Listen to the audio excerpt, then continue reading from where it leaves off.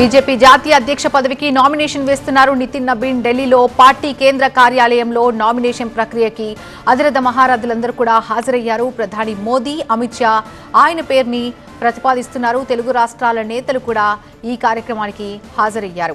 పలు రాష్ట్రాల బీజేపీ నేతలు కూడా నితిన్ నబీన్ పేరును ప్రతిపాదించారు. సాయంత్రం 6:30కి బీజేపీ జాతీయ అధ్యక్షుడి ఎన్నికపై అధికారిక ప్రకటన విడుదల ఛాన్సెస్ ఉన్నాయి. ఇక మా ప్రతినిధి గోపి లైవ్ లో సిద్ధంగా ఉన్నారు. గోపి, ఒకే ఒక్క నామినేషన్ వచ్చే ఛాన్స్ ఉండడంతో ఇక నితిన్ నబీన్ బీజేపీ జాతీయ అధ్యక్షుడిగా ఎన్నిక లాంఛనమే అవ్వచ్చా?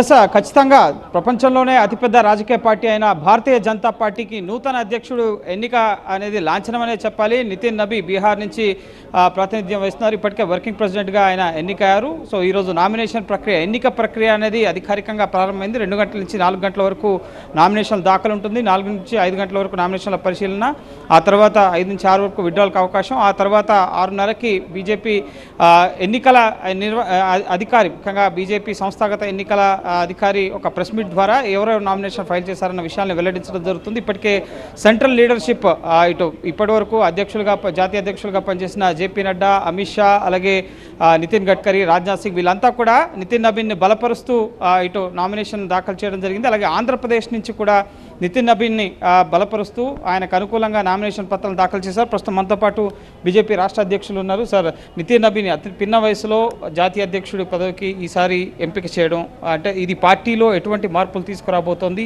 ఈ ఎన్నిక ప్రక్రియ ఏ విధంగా చెప్తారు? భారతీయ జనతా పార్టీ ఏర్పడి 46 సంవత్సరాలు పూర్తవుతుంది. 46 సంవత్సరాలు పూర్తవుతున్న నేపథ్యంలో 46 సంవత్సరాల ఒక జాతీయ అధ్యక్షుడు రావటం ఏదైతుందో ఇది చాలా ప్రత్యేకతకి సంతరించుకుంది. ఆ విధంగా ఒక జనరేషన్ నెక్స్ట్ ఏదైతుందో దాని యొక్క సందేశం కూడా దేశవ్యాప్తంగా ఇవ్వటం జరిగింది. యువ భారతం ఏదైతుందో ఎదురు చూస్తుందో అటువంటి భారతాన్ని యొక్క ఆశయాలు, వాళ్ళ ఆకాంక్షలు తీర్చే విధంగా, వికసిత భారతం వైపు అడుగులు వేసే విధంగా సబ్కే సాత్ సబ్కా వికాస్, సబ్కా ప్రయాస్ और సబ్కా వికాస్ అనే ఏదైతే నినాదం నరేంద్ర మోడీ గారు ఇచ్చారో దాన్ని సాకారం చేసుకునే విధంగా ఇవాళ భారతీయ జనతా పార్టీ దేశంలో ఏ పార్టీ అవతరించిన యొక్క పరిస్థితి ప్రతి 3 సంవత్సరాలకి జాతీయ అధ్యక్షుడు ఎన్నుకునే నేపథ్యం, ఆ విధంగా మండల అధ్యక్షుడు, రాష్ట్ర అధ్యక్షుడు, ఆ విధంగా జాతీయ అధ్యక్షుడు కూడా అందరూ కలిసికట్టుగా ఆయన ఎన్నుకునే ప్రక్రియ ఇవాళ ప్రారంభమయ్యడం జరిగింది. ఇవాళ ఆంధ్రప్రదేశ్ తరఫున మేము 20 మంది ఎవరైతే దానికి 2 సెట్లు నామినేషన్ ఇవ్వడం జరిగింది. 20 మంది అలా 40 మంది కలిసి నితిన్ నవీన్ గారి అభ్యర్థిత్వాన్ని బలపరచడానికి మా డాక్టర్ కె లక్ష్మణ్ గారు రిటర్నింగ్ ఆఫీసర్ ఆయనకి మేము ఒక నామినేషన్ పత్రాలు ఇవ్వడం జరిగింది. రేపు ఎన్నిక అధికార లాంఛనాల ప్రకారం డిక్లేర్ కావడం జరిగింది. ఎన్నిక అనేది లాంఛనమా, ఏకగ్రీవం అవుతుందా, లేకపోతే ఇంకేమైనా నామినేషన్స్కి అవకాశం ఉంటుంది? ఇది సుమారు ఏకగ్రీవంగా అయ్యే విధంగా ప్రజాస్వామ్యయుతంగా నామినేషన్ వేయటం, ఆ విధంగా అందరూ అంగీకారంగా ఒక పేరు వాళ్ళు నిర్ణయించుకోవడం, ఆ విధంగా వెళ్లే ప్రక్రియ భారతీయ జనతా పార్టీలు తీసుకొస్తున్నాం. అటల్ బిహారీ వాజ్పేయి గారు మా మొదటి అధ్యక్షులు ప్రారంభం నుంచి నేటి వరకు అందరి అధ్యక్షుల ప్రక్రియ కూడా ఈ విధంగా జరిగింది. ఒక సకారాత్మకంగా, ఒక నిర్మాణాత్మకంగా ఆలోచనతో ముందుకెళ్ళి ఒక పారదర్శకంగా చూపించే విధంగా పార్టీ యొక్క ప్రయత్నం చేస్తుంది. ఆ విధంగా మేము వాళ్ళ యొక్క ఎన్నికల ప్రక్రియ పూర్తయింది. మా నామినేషన్ పత్రాలు దాఖలు చేయడం జరిగింది. ఇటు కేంద్ర మంత్రులు కూడా వస్తున్నారు, గిరిరాజ్ సింగ్ గారు, భూపతిరాజ్ శ్రీనివాస్ వర్మ గారు. సార్, ఈ ఎన్నిక ప్రక్రియను ఏ విధంగా చూస్తారు? మీ పార్టీకి అత్యున్నత పదవికి సంబంధించిన ఎన్నిక ప్రక్రియ. భారతీయ జనతా పార్టీ సంస్థాగత ప్రక్రియలో జాతీయ అధ్యక్షుని ఎన్నిక అనేది ఒక ముఖ్యమైనటువంటి ఘట్టం. పార్టీ ప్రాథమికంగా మండల స్థాయిలో అధ్యక్ష ఎన్నికలు పూర్తి చేసుకుని, అదేవిధంగా జిల్లా స్థాయిలో, రాష్ట్ర స్థాయిలో అధ్యక్ష ఎన్నికలు పూర్తి చేసుకున్న తర్వాత జాతీయ అధ్యక్షుని ఎంపిక చేసుకునేటువంటి కార్యక్రమం ఉంటుంది.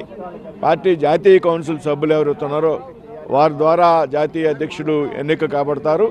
ఆ విధంగా ఈరోజు జాతీయ అధ్యక్షుని ఎన్నిక యొక్క ప్రక్రియ ఏదైతే నామినేషన్ స్వీకరణ కార్యక్రమం రిటర్నింగ్ ఆఫీసర్గా ఉన్నటువంటి కె లక్ష్మణ్ గారు తీసుకోవడం జరిగింది.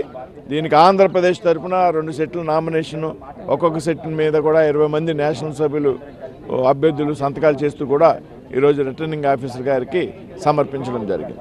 ఇది ముఖ్యంగా ఏకగ్రీవంగా ఇటు లాంఛనప్రాయంగానే నితిన్ నబీన్ బీజేపీ జాతీయ అధ్యక్షుడిగా ఎన్నికయ్యే అవకాశం ఉంది. జాతీయ అధ్యక్షుడి ఎన్నికకు సంబంధించి ముఖ్యంగా రాష్ట్రాల అధ్యక్షులు ఆయన్ని బలపరుస్తూ నామినేషన్ సెట్స్ దాఖలు చేస్తారు. అలాగే ప్రీవియస్ అధ్యక్షులు కూడా జేపీ నడ్డా, ఇటు అమిత్ షా, గడ్కరీ, రాజ్నాథ్ సింగ్ ఈ విధంగా ఇంతకుముందు అధ్యక్షులుగా పనిచేసిన వాళ్ళంతా సెంట్రల్ లీడర్షిప్ తొలుత నామినేషన్ దాఖలు చేయడం జరిగింది. బీజేపీ కేంద్ర కార్యాలయంలో ప్రస్తుతం ఈ నామినేషన్ ప్రక్రియ ప్రక్రియ అనేది కొనసాగుతోంది.